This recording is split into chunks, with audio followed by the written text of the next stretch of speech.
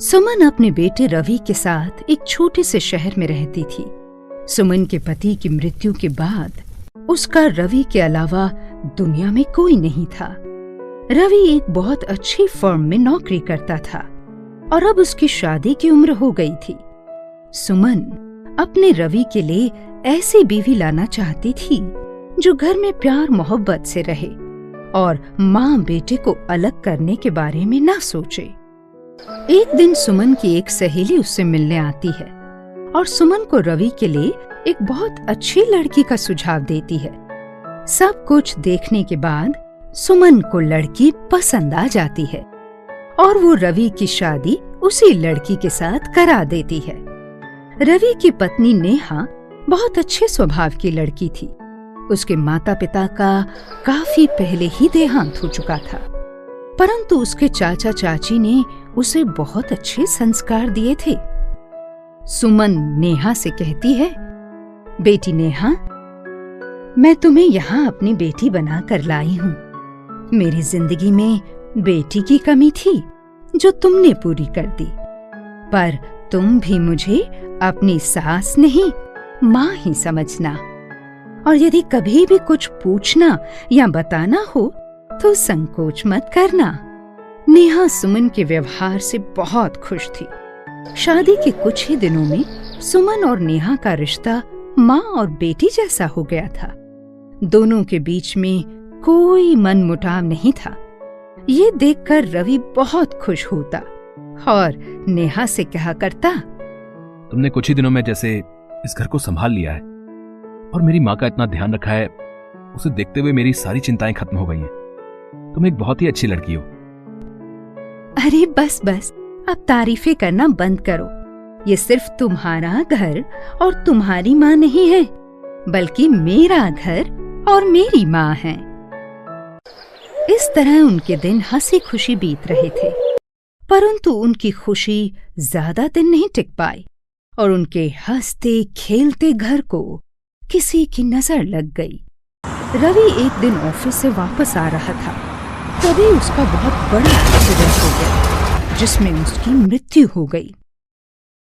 रवि की मृत्यु की खबर सुनकर सुमन और नेहा पर तो दुखों का पहाड़ टूट पड़ा। नेहा तो ये खबर सुनते ही बेहोश हो गई। जब उसे होश आया तब तक उसके पति का अंतिम संस्कार हो चुका था। 3 दिन बीतने के बाद भी उसने न कुछ खाया न पिया। सुमन नेहा से बोली, बेटी, 3 दिन हो गए, तुमने कुछ खाया पिया नहीं। इस तरह तो तुम बीमार पड़ जाओगी। अब भगवान की जो मर्जी थी वो तो हो गया, उसे कोई टाल नहीं सकता।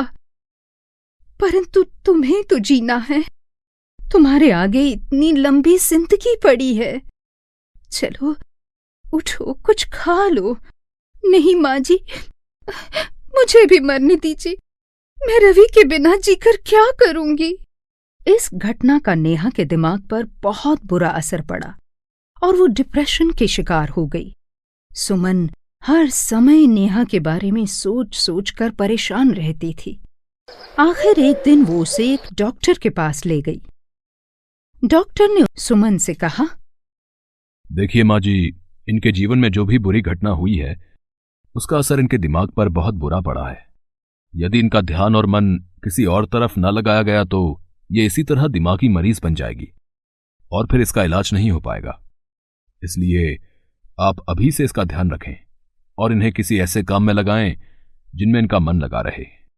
सुमन डॉक्टर की बातें सोच सोचकर बहुत परेशान हो रही थी।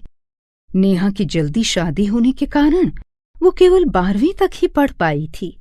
सुमन ने सोचा, क्यों ना उसे आगे बढ़ाने के लिए कॉलेज में एडमिशन दिलवा दिया जाए, जिससे कि नेहा का मन पढ़ाई में लगा रहेगा और वो सदमे से उभर पाएगी।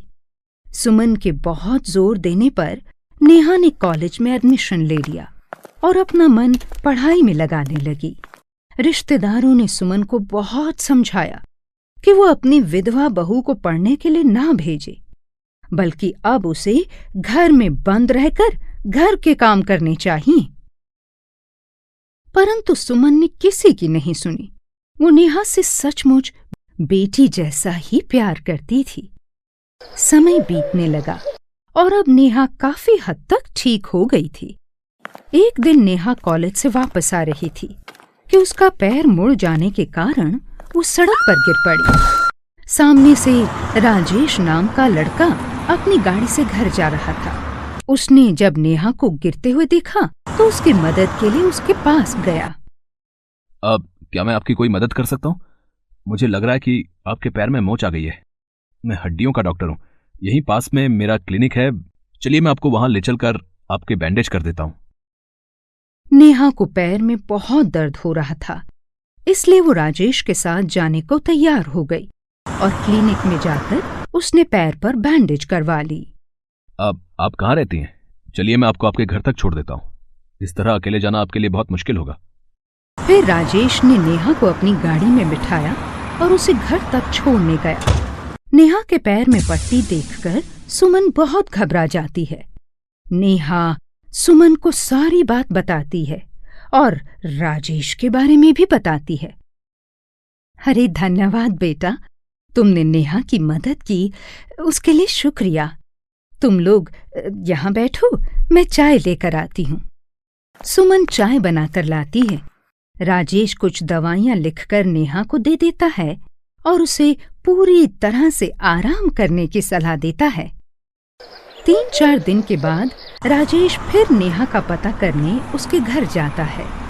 राजेश की बातों से और व्यवहार से सुमन को लगता है कि वो नेहा को पसंद करने लगा है और इस बात से सुमन बहुत खुश होती है, क्योंकि वो तो चाहती ही थी कि नेहा का घर दोबारा बस जाए। आखिर इतनी लंबी जिंदगी वो अकेले कैसे काटेगी? राजेश बहुत ही मिलनसार और अच्छे स्वभाव का लड़का था। बातों ही बातों में सुमन को पता चला कि उसका भी इस दुनिया में कोई नहीं है, वो अकेला ही रहता है। सुमन मन ही मन राजेश को नेहा के लिए पसंद करने लगी थी। वो मौके की तलाश में थी कि कब राजेश से उसके मन की बात जाने। एक दिन राजेश जब नेहा से मिलने आता है तब वो अपनी सहेली के घर गई होती है। सुमन मौका देखकर राजेश से पूछती है कि क्या वो नेहा से शादी करना पसंद करेगा। सुमन नेहा के बारे में सब कुछ राजेश को बता देती है। वो उससे पूछती है कि उसे एक विधवा से विवाह करने में कोई आपत्ति तो नहीं। माँ जी, ये तो मेरा सौभाग्य होगा यदि मुझे नेहा जैसा जीवन साथी मिले। नेहा एक बहुत ही सुशील और समझदार लड़की है और मैं इस तरह की बातों को बिल्कुल नहीं मानता कि विधवा का विवाह नहीं होना चाहिए। और मुझसे प्रश्न करने वाला तो दुनिया में कोई है ही नहीं। मेरे लिए तो आप ही मेरी बड़ी हैं। राजेश की ऐसी बातें सुनकर सुमन मन ही मन बहुत प्रसन्न होती है और उसकी चिंता खत्म हो जाती है। सुमन नेहा से बात करने का मौका ढूंढती है और एक दिन उससे कहती है, बेटी नेहा, अगर तुम मुझे अपनी माँ मानती हो तो तुम्हें मेरी एक बात माननी होगी। मुझे राजेश बहुत ही पसंद है। मैं चाहती हूँ कि तुम उससे दूसरी शादी कर लो और अपने जीवन में आगे बढ़ो। अरे माँ जी, ये कैसी बातें कर रही हैं? मैं ऐसा सोच भी नहीं सकती। मैं आपके साथ बहुत खुश हूँ और रवि की यादें मेरे जीने का सहारा हैं। मुझे इससे ज्यादा और कुछ नहीं चाहिए। और हमें क्या पता कि राजेश कैसा इंसान है? वो मुझे आपसे मिलने भी देगा या नहीं। मैं आपसे जुदा नहीं होना चाहती। बेटी, मैं तुमसे बड़ी हूं। मैंने ज्यादा जीवन देखा है। कल को मैं नहीं रहूंगी तो तुम किसके सहारे जिंदगी काटोगी?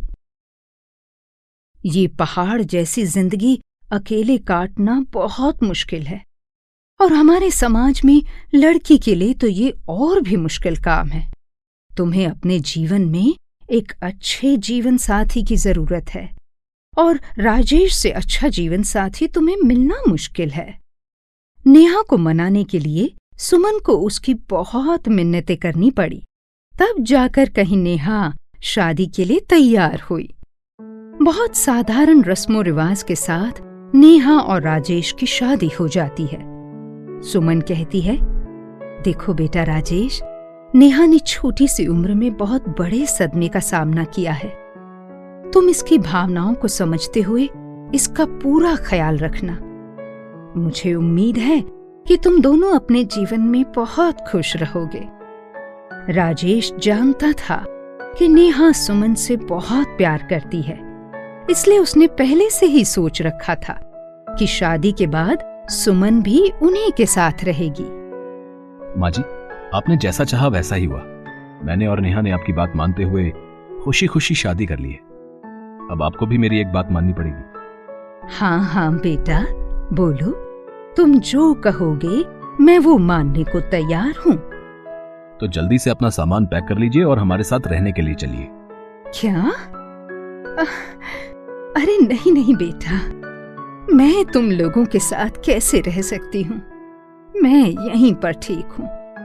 तुम लोग अपने नए जीवन की शुरुआत करो और खुशी खुशी अपनी नई गृहस्थी बसाओ। मेरा आशीर्वाद तुम्हारे साथ हमेशा रहेगा। माँ जी, आपने नेहा को अपनी बेटी माना है और मुझे अपना बेटा, तो क्या आज आप अपने बेटे की बात नहीं मानेंगी? यदि आप हमारे साथ रहेंगी तो मुझे भी कभी माँ की कमी महसूस नहीं होगी। यदि हम तीनों एक साथ रहने में खुश हैं तो हम समाज या किसी और के बारे में क्यों सोचें कि कोई क्या कहेगा, क्या सोचेगा। इन सब बातों से हमें कोई लेना देना नहीं है। आप नेहा के साथ साथ मेरी भी मां हैं। अब ज्यादा बातें नहीं, चुपचाप हमारे साथ चलिए बस। राजेश का ऐसा व्यवहार देखकर नेहा मन ही मन उस पर गर्व कर रही थी और सोच रही थी कि इस दुनिया में इतने अच्छे लोग भी होते हैं। वो शुरू से ही चाह रही थी कि माँ जी उन्हीं के साथ रहे, परंतु डर के मारे राजेश से ये बात कह नहीं पा रही थी। राजेश के ये सब कहने के बाद नेहा के मन में राजेश के लिए इज्जत बहुत बढ़ जाती है। इसके बाद राजेश, नेहा और सुमन तीनों एक साथ खुशी खुशी परिवार की तरह रहते हैं। यदि हमारे समाज में हर रिश्ते को इज्जत और सम्मान दिया जाए तो किसी भी रिश्ते में कड़वाहट या मनमुटाव की कोई जगह नहीं रहेगी।